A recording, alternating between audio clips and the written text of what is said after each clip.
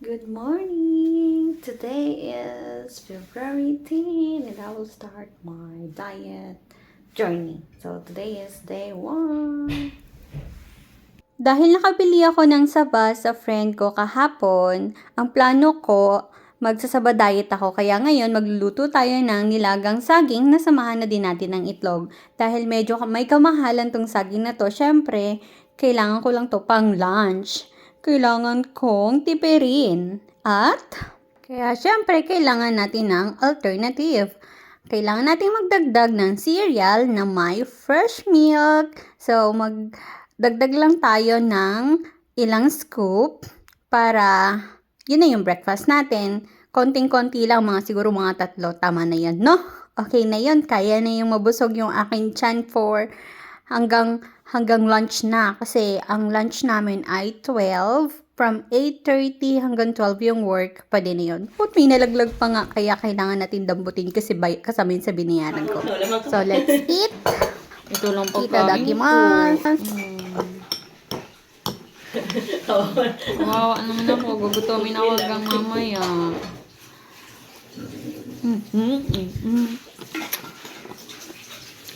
Ang lamig naman. Habang kumakain ako, magkwentuhan muna tayo. At dito nga po, nabanggit ng friend ko yung mga nauusong kanta, yung mga trending na hindi ka napapayat, di ka natatangkad, di ka nagaganda, or samot-saring mga kung anik-anik. Ganun talaga, no? Ang utak talaga ng mga Pilipino, ang tataba! Lahat na lang ng pwedeng kantahin o lahat na lang pwedeng i-relate para lang maging masaya ang buhay. So, makikiuso tayo. Sabi ko nga sa kanya, meron akong nagawang video last time. So, isi-share ko sa inyo after this video. I-attach ko dito yung aking video clip at panoorin nyo na lang para kung dun tanga. Bakit nga daw pati kasi ako nagda-diet? Hindi naman ako mataba. Pero sabi ko kasi, para sa inyo yun, di ako mataba. Pero for me, ang taba ako. Kaya nga iniwan ako ng ex ko Kasi ang sabi niya, old-fashioned daw ako. Kaya naisipan ko din mag-cut ng hair, mag-bangs. Siyempre, insecurity feels. Ganon. Sabi kasi nung ex ko sa akin, hindi Pinoy yung ex ko, siya. Basta apam din. Sabi niya,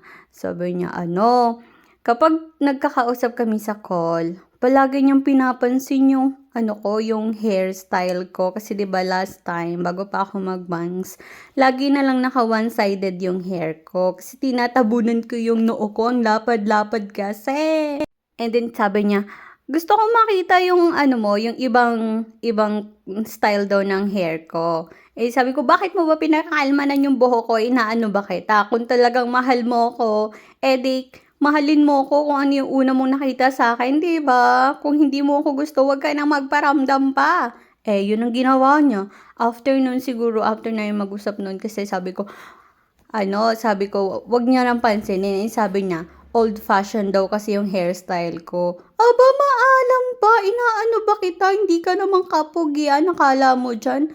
Yabang-yabang mo, hindi ka naman pogi. Charot lang. Pero syempre, 'di ba, kahit naman sino, kung talagang gusto ka ng lalaki, ano man yung style mo, mahalin ka. Hindi naman kita hinanap para sabihin na, "Uy, mahalin mo ko, pero ganito yung hairstyle ko, ganito ko, hindi ako maganda, hindi ako sexy, mataba ako, bansot ako, mahalin mo ko." Hindi ko naman pinagpilitan yung sarili ko Tapos ngayon, nung tayo na, sasabihin mo sa akin, old-fashioned ako, tapos baguhin ko yung hairstyle ko. Aba, inaano ba kita? Pupunta, sorry. Chat-chat ka sa akin, tapos magiging jowa kita, tapos ngayon, babaguhin mo ko. Aba, hindi pwede yan. Hanap ka na lang ng papasok sa standard mo, hindi yung babaguhin mo ko. Pero okay lang, kasi, syempre, yung mga ganong bagay, for for improvement ba? Kung nasabi niya, syempre siguro nakikita niya na hindi fit sa akin, yung laging ganon, talagang gusto niya mag-improve ako. Kaya lang ayoko kasi ng ganong way na pagsasabi niya. Pwede naman siyang mag-suggest, like ganun. Pero syempre, 'di ba, ma-pride tayo mga girls. Kaya, nung sinabi niya yun sa akin, talagang hindi nawalan ng confidence sa sarili ko. Nawalan ako ng sa kanya na makipag-chat pa. So, yun lang. Hindi naman kami totally nag-break, pero hindi ko na siya nire-reply at hindi na rin siya nag-chat-chat. Kaya hinayaan ko na lang. Ganun talaga kapag ang buhay natin hindi papasok sa parehas na sa standard ng bawat isa, di mas mabuti nang nakikilala natin yung mga ugali o yung mga gusto ng mga partner natin. Para hindi na tumagal, parehas nyo lang pagsisisihan kasi nasayang yung time nyo. At least sinabi niya na sa akin yung mga ayaw at gusto niya. So kung dahil choosy siya, bahal na siya sa buhay niya. Basta ako, thank you sa pagpuna mo sa akin. At least ngayon na discover ko na, ay, cute pala sa akin yung may bangs.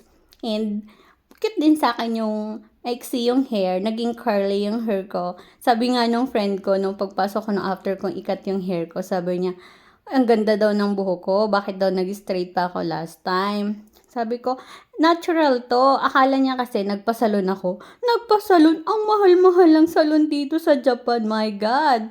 Kasi hindi ko kakayanin. Ako lang nag-cut ng hair ko na to. Tapos, pagpasok ko sa company, nakita niya, short hair na ako, tas curly. Sabi niya, ang kawaii daw. So, very, very cute daw. Sabi niya ganun. Very supportive friend talaga. Pero, ganda naman pala talaga. Pero dahil dyan, thank you my friend. Thank you my ex. At least ngayon, mas maganda na ako sa dati mong inaakala. Charing lang. GGSS na naman ang putik. Speaking of GGSS, alam nyo ba, chat sa akin yung friend ko, Pinay na friend, nag-chat siya, sabi niya, uy, punta ka sa akin kasi ganto. Natuwa ako dun sa post mo na GGSS. Oh, sabi ko, nakaka-flattered pala kasi parang sa akin kasi, yung pinost ko na yun, parang wala lang naman. Tas hindi ko ine-expect na may mga natutuwa pa pala. May natutuwa pala sa mga pinagagagawa ko kahit hindi naman talaga siya. I mean, parang nonsense siya. Pero kahit papano, nagiging way siya na mapasaya ko yung ibang tao, yung mga nanunood, kahit sa simple way lang. Though hindi naman lahat ng tao, yung mga nanonood sa akin, inaliligayahan sa mga pinagagagawa ko. Syempre, depende. Pero hindi ko naman mapiplease yung mga tao na maging masaya sila sa mga pinag-post ko. Okay lang. Kasi hindi naman tayo pare-pareho ng taste. Kung ako, nasasayahan ako sa mga ginagawa ko, yung iba hindi, tapos may ibang nagugustuhan, pero hindi natin sila mapiplease. Kaya okay lang, basta gagawin ko kung ano yung mga gusto kong gawin. So, pasensya na. Cheers! Kahit konti na lang yung gatas ko. Ang lamig-lamig kaya yan. Pero okay lang. Kailangan ko maging healthy para sa aking sexy body. Let's see kung magiging sexy ba talaga o talagang chubby na ako. Kasi yung family ko, lahat sila chubby. Joke lang. Hindi naman lahat. Pero nasa lahi kasi namin yung matataba talaga. So, yun lang. Tapos na ako mag-breakfast. Finally, makakapasok na ako sa eskwela. So, i-share ko sa inyo yung ginawa kong video. Let's watch! Di ka napapayat. Hey! Di ka napapayat. Hey! Huwag ka nang umangsa pa. Napapayat ka pa. Taba, taba, taba. Baboy, baboy, baboy. Bleh. Di ka natatangkad. Hey! Di ka natatangkad. Hey! Huwag ka nang umasa pa, natatangkad ka pa. Pandak, pandak, pandak. Bansot, bansot, bansot. Di ka nagaganda. Hey! Di ka nagaganda. Huwag ka nang umasa pa, nagaganda ka pa. Mukha kang tsaka, kaya iniwan niya. Pinagpalit sa iba, iniwang mag-isa. Di ka na niya mahal. Hey! May mahal na siyang iba. Hey! Kaya huwag ka nang umasa pang pipiliin ka. Mag-move on ka na at humanap ng iba. Saan mo na siyang maging masaya.